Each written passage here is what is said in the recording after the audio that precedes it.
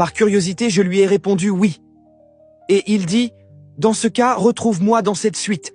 Il me tend la carte d'entrée. À 21h aujourd'hui pour qu'on en discute en profondeur. J'ai vu à quel point tu étais sérieux dans ton travail. Tout le monde en parle ici.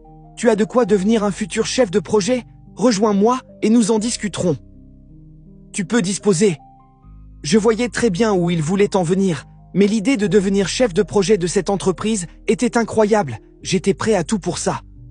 Le soir, comme me l'avait demandé le DRH, j'étais à la suite de cet hôtel, je m'étais même purgé au cas où. Quand il est arrivé, il m'a dit « On va aller droit au but, si tu veux conserver ce poste-là, tu me pipes jusqu'à jouissance. Si tu veux être chef de projet, tu te tournes, je te prends par derrière. » Je lui dis « Donc un coup pour devenir chef de projet, c'est ça ?»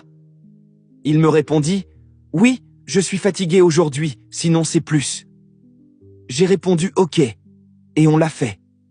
C'était très désagréable, mais heureusement qu'il n'avait pas un gros engin. C'est ainsi que je suis devenu chef de projet sans expérience.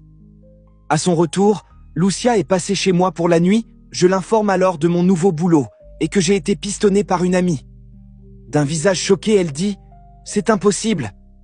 D'où tu connais ma fille, hein? Comment tu l'as convaincue de te faire entrer dans l'entreprise familiale? Il faut que tu démissionnes, ne reste pas près de mon mari. » J'étais sous le choc. Comment ça a pu arriver? Sortir avec la mère et la fille. Mais le plus important, c'était de garder mon emploi, car j'étais allé trop loin pour l'avoir. Je lui réponds qu'il ne s'était rien passé entre moi et ça, que c'était juste une bonne amie, et aussi que je ne pouvais pas démissionner.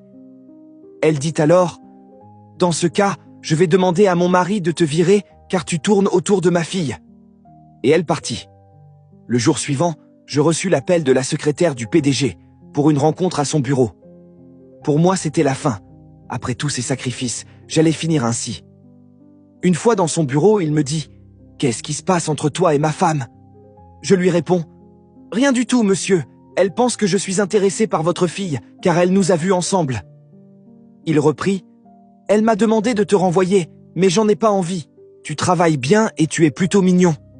Que serais-tu prêt à faire pour garder ton poste ou même avoir un poste plus élevé que celui-là ?»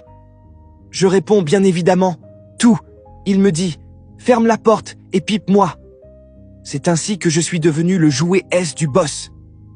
Aujourd'hui, je suis le vice-président de la boîte après seulement 2 ans et demi de service.